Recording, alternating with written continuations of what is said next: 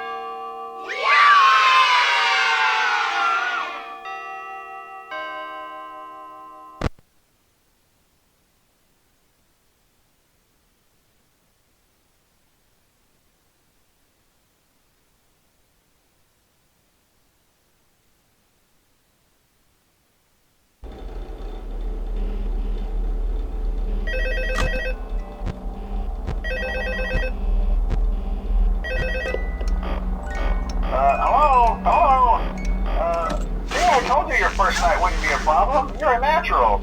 By now I'm sure you've noticed the older models sitting in the back room. Those are from the previous location, and we just use them for parts now. The idea at first was to repair them.